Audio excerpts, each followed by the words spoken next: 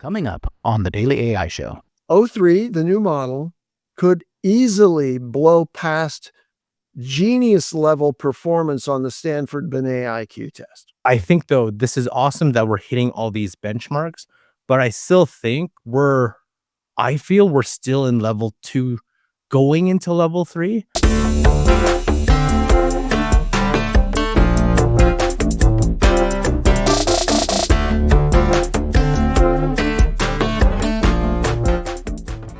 Hey, everybody. Welcome. What's going on with you? You're listening and watching the Daily AI Show live, and today is December 23rd. And what we are talking about today is actually what happened on Friday. You guys are laughing. Somebody give me a thumbs up if you can hear me. Yay, thank you. So what we're talking about is actually what happened on Friday, because OpenAI dropped the new model O3, and there is a big debate about whether this is AGI, why it is, why it isn't. And I should say, actually, they didn't drop it. They did a very OpenAI thing in that they announced that they have it. They announced an opportunity for people who are not part of their regular security team to apply to be a part of their security team. And before we get further into that, I will just say that if you're just tuning in with us and you'll think O3, what happened to O2? O2 is the name of a telecommunications company in Europe. And OpenAI didn't want to add another lawsuit to the Rolodex of people who are saying that they've done something different. So O3 was announced. It is the next model. O2 doesn't exist. And yeah. So the other funny thing is that I'm not sure I can hear my partners, but let me say that I am on with Brian and Andy. And yeah. Can you get give us a little overview of like what things are, what is happening, where things stand, and I will see if I can hear you. Okay, I expect you can't hear us. And so let me just open the discussion about general intelligence with these observations. Long ago, there was a very smart person at the dawn of artificial intelligence, a guy named Alan Turing, who established a simple test of whether computing would have arrived at a point where, it was practically capable of imitating a human. And imitation is an important term here because all the test required was that a computer be able to carry on a novel conversation with an observer that was indistinguishable from another human also being observed. Another human, I said, because I'm anthropomorphizing the computer here. That was simple. So, but that's not really sufficient anymore to, evaluate these models, because I think all of us would agree that we've long blown past, even before O3, we've blown past the ability of, a computer to simulate a human. And I offer up the example of Notebook LM, where the system can now generate a podcast, a discussion between two apparent humans about a complex subject on demand. And you, as a user, can now enter into that conversation with them, interrupting them, asking them other questions, and you would be hard-pressed to determine whether that voicing commentator who is a part of the podcast is a real human or is an AI. And you can test this yourself. So I think we passed the Turing test, no doubt. And then the question is this more subtle and nuanced question of whether true artificial intelligence is general enough that we can call it AGI. So I'm going to say, before I turn it over to Brian for his view, I'm going to say that I'm personally convinced, that O3, the new model, could easily blow past genius level performance on the Stanford-Binet IQ test. Why is this true? It's because only very recently, and literally within the last 6 months, or maybe it goes a little bit past 6 months to when, the multimodal models of Google, the whole range of Gemini, originally multimodal trained models, have the ability to reason around seeing and listening, in their native training. So now you have an O3 model that has those same multimodal capabilities and can look at images and, think through what it's seeing on those images. And O3 did this in the AGI prize and got to the 88% level of performance on 88%. Now, it did so with a huge expense, right? Yep. It used a tremendous amount of compute, but it did it. So I say AGI. Okay, so I'm gonna do a quick test here because sorry, Andy and I both know we can hear each other. Karl, can you hear both Andy and I right now? And we can hear you. Andy, you can hear Karl. Okay, so it was something going on, unfortunately, with Beth's. She was the admin on this, and unfortunately, on her side, we were having some technical. Yes, can you hear? Yeah. Okay, so welcome to Karl. Beth popped out, but that's because she's trying to fix the audio issues that we're having. So apologize for the technical side of it. I am coming to you live from the University of Georgia. I'm partial to this, but it's the best university in the world. If you just look out the window back there, you would see the stadium, and I will give you a brief taste of out the windows here. So we were just trying to make sure we had everything right. So let me answer your question, or not answer your question, but let me put a comment on this, Andy. Okay, O3. I read up on it. I read about the ARC because I really didn't understand that when they were talking about it. Truthfully, I didn't know what that test was or whatever. So I read up about it, did as much research as I could while I'm traveling here and stuff. And my take on it is no, it's not AGI. In fact, I don't actually think it's very close to AGI. I think O3 is a good on the path to. I think it's a necessary step. It shows where we can go with reasoning and where we can go with more advanced thinking, stuff like that. But I just think it's on the path to some AGI. But I think it's very much like when we first saw 3.5 or 4 and we said, wow, this really impresses us as a whole. Wow, look what it can do with reasoning. Look how much smarter it is for math. We have this benchmark in this ARC testing that is important. But to your point, Andy, that when I read through that to understand it is like essentially in order to get this private top tier, this 85%, that's not unofficial but official, would require it to cost something like 10 cents per challenge, right? So it's a huge task in order to do that. It has to be very, very low compute cost. And that's not what they did. So that's why it's an unofficial score. They spent thousands per puzzle, if you will. And there was over 100 puzzles that it could not solve. So I just think this is a great step. I think it's very interesting. It's about what I would expect. It's really probably the O2 model, but they couldn't use or didn't want to use that name, right? And so this is the next logical step towards a path towards agents and AGI. But no, from what I read and understand, I don't think it's capable of AGI. I just think it's just a natural step there. So number one, let me ask really quick. Back on that. I'll move back on the cost level. Okay, when Big Blue back in whenever decades ago, beat the grand chess master of the universe, Kasparov or whatever his name was. We didn't complain that was a multi-million-dollar effort. We just said, "Oh wow, a computer is now better at chess than humans can be." Right. Okay, so using the cost argument, no, I'm not going to call it general intelligence until it costs only 10 cents per solution. Well, no. That's that test.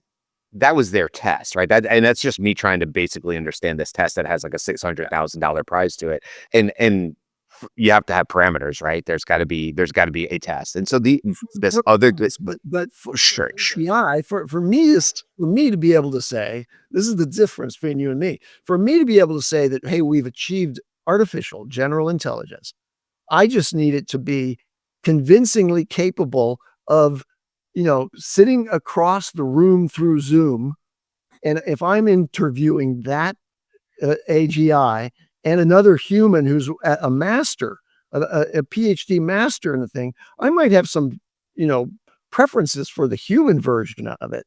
But I don't think you could reasonably expect that the PhD level human intelligence would match up to the capabilities of the AGI. And I'd have to hire the AGI. I certainly want to get other perspectives and get Karl. By the way, Beth, can you hear us at all now? Or anything? No to Beth. Okay. No reaction from Beth. But she's running things from her side, which is great.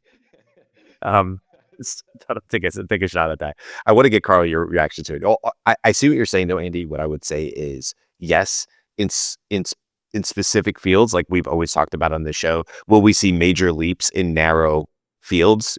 Absolutely, wherever that may land, because these models are really almost purpose built for that, or they just happen to be very good at the mathematical and sequencing and whatever.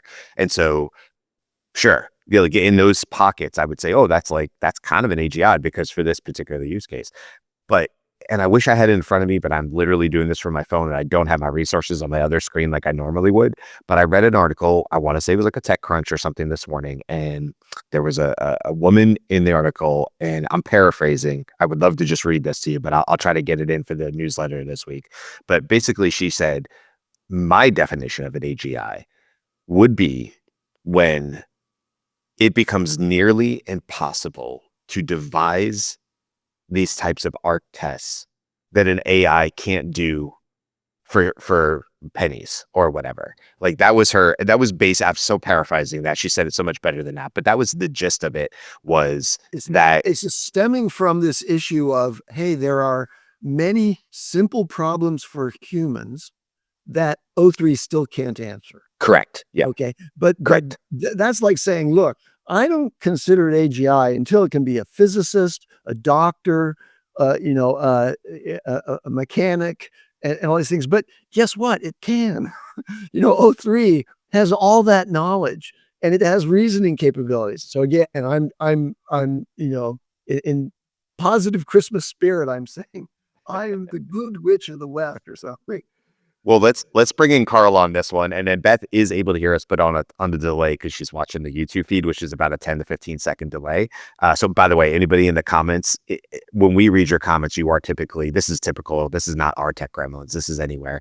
We're typically 15 seconds ahead of you or something like that. We're a tape delay in case Andy just starts cursing and we have to cut it out or something. You never know when he's going to go off the edge and we have to mute him quickly. No, okay. Let me bring in Karl really quick, and then I think Beth will be able to answer after Karl if you want, Beth, when you see this. Okay.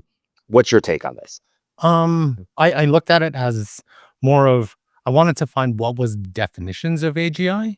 So OpenAI, they have their own definition. So highly autonomous systems that have the ability to outperform humans at most economically valuable work.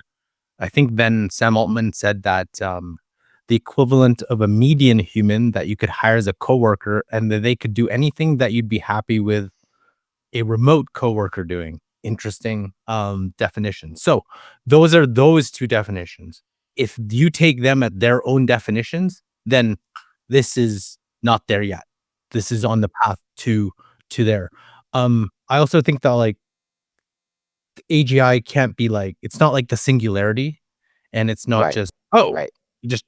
it's now AGI. It's like, but there's different levels to it too, depending on the task. So we saw what coding is, we saw what math is. It's beating a lot of humans in these specific tasks. But what I guess like from even OpenAI's definition, I think there's a lot of agency into it, right? There's a lot of highly autonomous systems, equivalent of a median human that you could hire as a coworker. So part of the AGI perspective is it has to be able to do things. And perhaps O1, O3 has, I think right now we're all stuck in the whole trigger like workflows, right? The glorified workflows that people are calling agents. We're still stuck there. But if these things can actually reason, I thought the definition of an AI agent that Dharmesh Shah initially had, where he talked about if you had it, okay, if I gave if I gave instructions, I want you to create for me an online newsletter. That's the instruction, or that's the goal. Then it has to find a hosting provider, has to know the brand, has to develop the brand, has to know the schedule, has to lay it out, has to execute all the steps from when you create a newsletter to actually publishing it on a regular basis. If it can do all that, then I think that meets the highly autonomous system that have the ability to outperform humans at economic viable work. And we also have to think, can you do it? Can you do multiple of these agents? Because I'm not sure if you just sit there and watch it, you have to watch it do its thing. That doesn't make any sense. So, but I think though, this is awesome that we're hitting all these benchmarks, but I still think I feel we're still in level 2 going into level 3. I don't know if it can actually innovate or aid in innovations by itself. And I don't think it definitely cannot perform the work of an entire organization. But the thing is the cost too, right? So if each task is $1,000, I don't know if what would that look like for a regular person to be using, or regular business? It's going to get cheaper. Oh, It's gonna no, get no, cheaper. we And let me say this: it required $1,000 per task to get to 88%, which is like A. You give them an A, but it got 76% on low compute. Okay. Oh, I'm sorry. It's just a B minus. Okay. But those are those are beyond human level performance on those tests, with the exception of some very exceptional individuals. yeah. Label ability, general intelligence, or average general intelligence, let's call it AGI, then we're comparing it unfairly to the very best humans, not to the general population. I think though, I'm going off of what OpenAI has defined itself as AGI. So I was like, Yeah, but I don't buy their definition. I'm here to say, no, they didn't get there. They're just moving the goalposts continually because there's a big race here to super intelligence. But in terms of artificial general intelligence, I think we're there. Well, so I want to bring in, hold on, I want to talk about, I can't pull it up on screen, but I want to bring in Cisco's comment, which was, he just said, I don't know, Karl, I think we have the tendency to move the goalposts. And then he said, actually, those are good points. Level 2 heading into level 3. I'm with you now. So then in the middle of that comment, Karl swayed Cisco towards what he said. I don't. But So my last point, I just want to last point that is that I honestly, I don't think it matters who's the definition of AGI or not. I think it's like, if you see all these benchmarks, right? Math, coding, you have to kind of look at it from the general person too. It's like, okay, you're right, Andy. No one's going to be using, most normal people are not going to be trying to high level this. How many tasks do we on a weekly basis require PhD level thing about math or math, science, or coding? Very rarely. In fact, even people who are math and science probably don't need that on a regular basis. So I think more so, if I look at it from Andy's point of view, yes, because generally sense, artificial general intelligence is, I guess, defined as at the level of a human being, or most humans. This thing can beat. And let's even say 85. You gotta be above the 85% level. So it has humans, right? technically beaten most humans on those tasks. It's number 175 on that coding benchmark. So I think too, we also have to look at, we can't look at it as a static. You got to look at it. If the scaling laws were just like 01 to 03 and 03 to whatever else they're going, if it's 3 months, I was like, okay, well, by 2026, we got to be somewhere even closer. It'd be crazy. What are we doing? That's what I want to bring up. Okay, so I have a couple points here. One, I see your point, Andy, to say that if it costs $1 trillion, but $1 trillion gets you AGI. That doesn't diminish the fact that it's AGI. It just happens to cost $1 trillion right now, if that's what it was, right? So I'm just using it as a huge example of that. We wouldn't diminish it and say, well, it's lesser AGI because it costs $1 trillion. We may say there's no real use case for this today, but we wouldn't deny the ability. So I do see your point there. I was just listening to an interview of Dr. Fei-Fei Li on Armchair Expert with Dax Shepard, and it was a great interview. She had been recommended to him or something like that by Ashton Kutcher and this other mutual friends or whatever. And obviously we've talked about her before and what she's doing I think it's Stanford, and leading as far as visual intelligence and how images and having AI that can see the world around like we do is so important. And so, she made points on there saying that you don't have to feed a child 1,000 images of a tiger. It will only take a few images before the child goes, yeah, I mean, that looks like that's a tiger based on what I've seen prior to. And it's that ability to maybe have something that's net new that even a child could say, oh, I see the pattern there, because humans are good at that. And obviously when we saw the examples of the I want to say Arc browser because that's the name of a browser, but the Arc that they were talking about on Friday, and Sam Altman was like, yeah, okay, it would be 2 blue squares or whatever whatever the puzzle was. And of course they're trying to make sure that this cannot be in the pre-trained data, and you can't brute force your way through it. Like you can't throw, that was the point of that I understood with the compute was like, well, you could brute force anything with enough compute and get it to guess the right answers. And of course they don't want that either.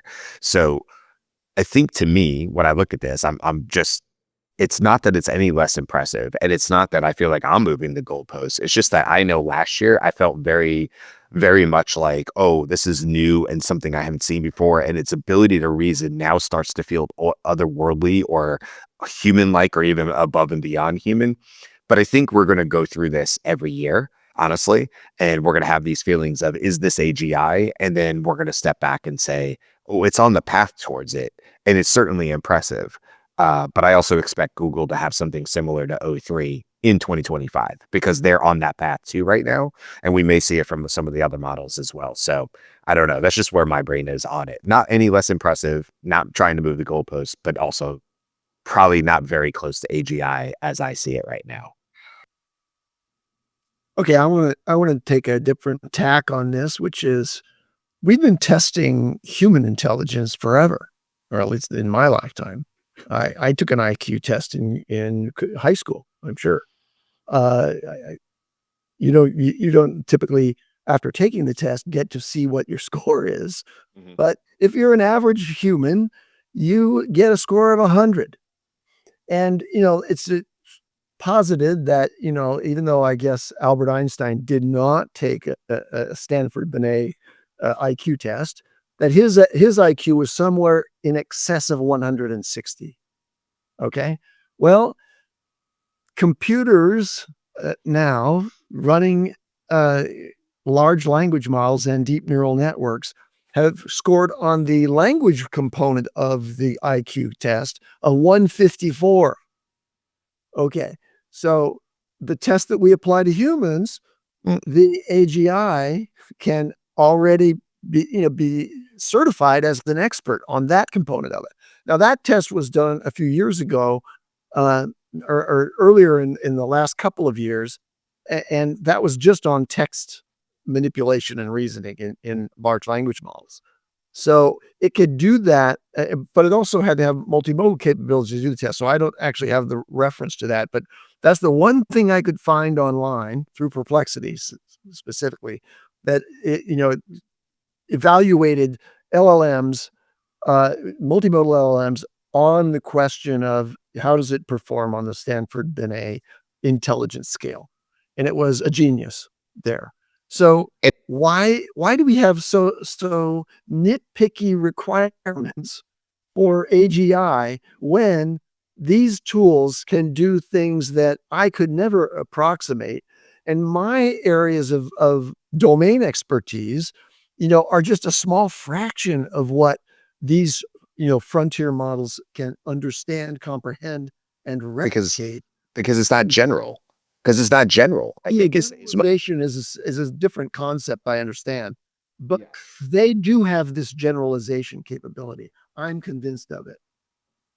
Okay, so my pushback on that would be, I don't know, like I haven't read, books about Einstein other than my general knowledge of Einstein, and watching different movies and stuff. But it wouldn't be uncommon for somebody that had that high level of IQ to also forget to tie their shoes, or or put on two different color socks or something like that. Wasn't me, and probably was not important to Einstein. And I think he was the one that said, like, why do I have to remember that if I can look it up really quickly? Like, he had certain things whenever. Okay, so he's a genius, no doubt about that.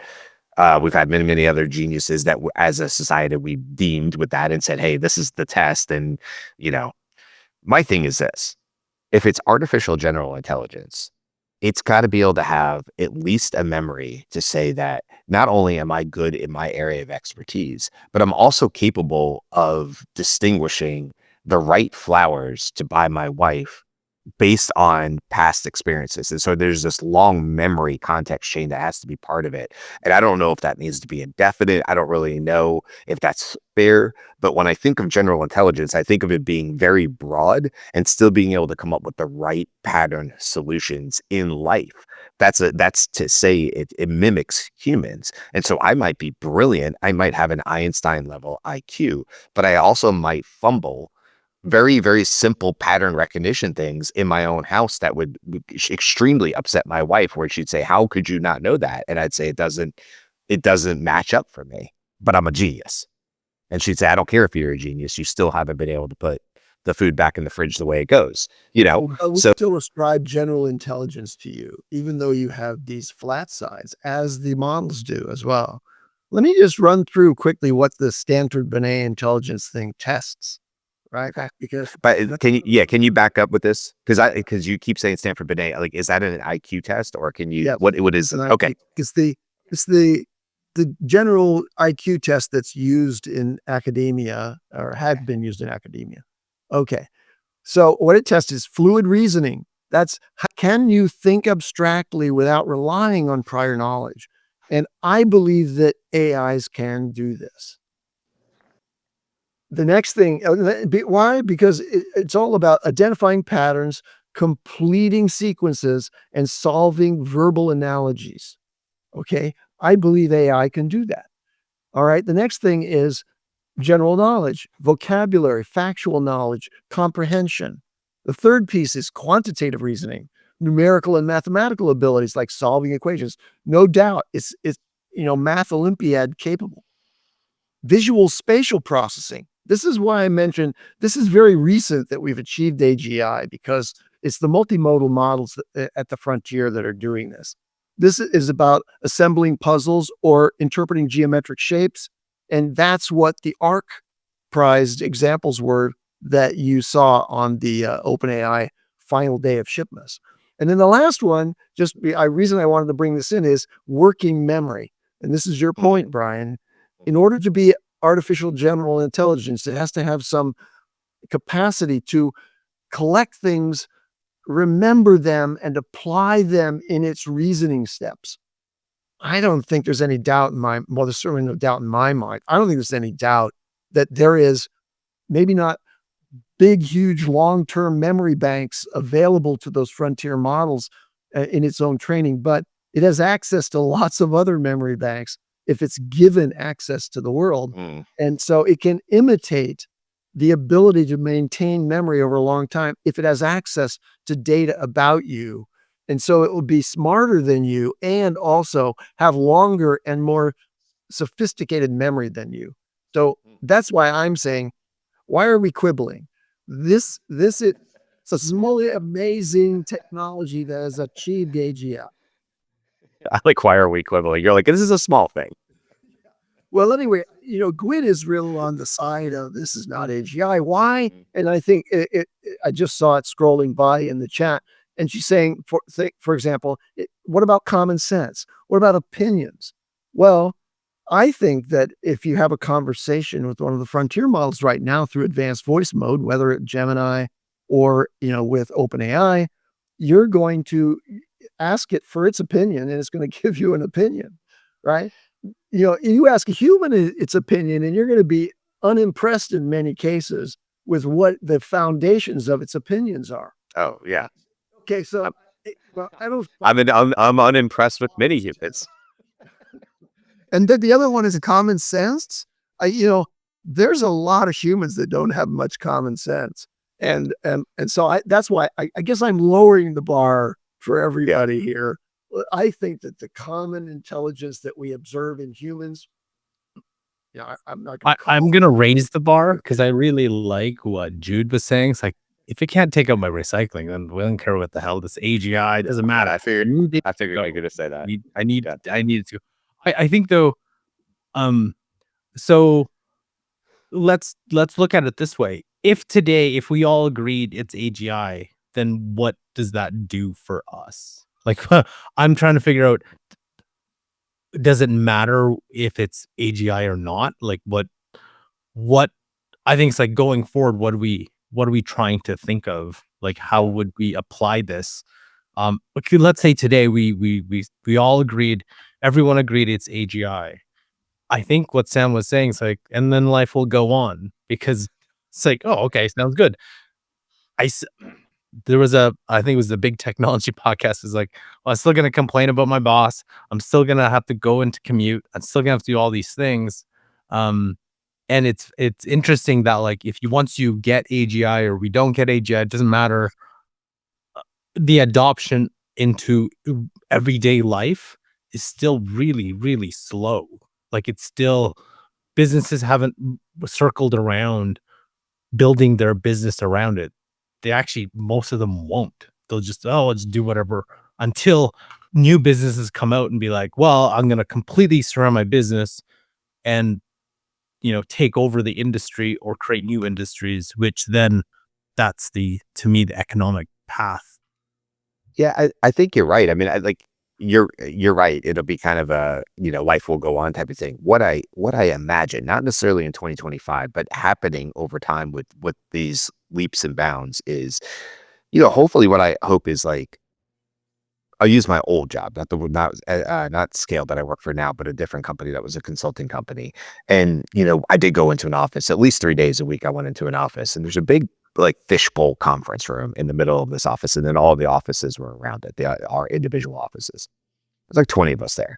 And so I think about that setup and I go, are we getting closer to a place where because of the abilities of these models and call it AGI, call it whatever you want, its ability to do these things, that maybe now your 5-day work week, maybe it's not 5 days, but let's say you go in there, the first 2 or 3 hours is humans getting together in that fishbowl conference room in the beginning of the day, maybe 2-3 hours, and using the best of human minds and our understanding of the complexities of all the clients that we have, and also having these AI agents that are, artificially in the room, essentially, that we're using to help us. And we solve problems together for our clients, for whatever the case is. And that this starts to become a bigger part and more important part of the day, that humans are sitting together and going, we're going to solve big problems today because we have the freedom and breadth to do it now. We don't have to do the menial tasks. And we have these AI agents that we can deploy immediately to help us move in this particular path, maybe to unstuck a particular client if it's consulting or whatever the problem and solution is, the pain points that you're trying to do. So I think that's where I see this going in the near term, is it's going to shift the way businesses work and operate, because it's not going to be necessary per se for everybody to have to do these like menial tasks. And so the work day is going to change. Does that happen in 2025? I think we're already seeing it now in certain ways, because we're all, a lot of us use ChatGPT, and that creates efficiencies for me at my desk sitting at home that I'm working abroad. And then that ripple effects into the business, into Scaled and what we do with the Daily AI Show. So I think that's where I'm at on it. I'm going to throw your name in here now, Beth, because I know you're going to hear this in 10 to 15 seconds. But Beth, I would love for maybe you to give your opinions on that, because I think you can speak. And then, if everybody else is okay with it, I was going to say for Beth, maybe give your thoughts on what we've been talking about, and then sort of wrap this up as well. And you can kind of take us out, because I know today we're going to try to keep it to a little bit shorter of a show. But if you're cool with Beth, when you hear this, you can just cut me off, because I know it's going to be coming in here in a second. So let's see if we can get Beth. Maybe. Is she? I feel like yes. I'm getting a yes. She's going to come in. Hey, so can you hear me? Yay. Okay. I've taken my earpiece out, otherwise I won't be able to speak.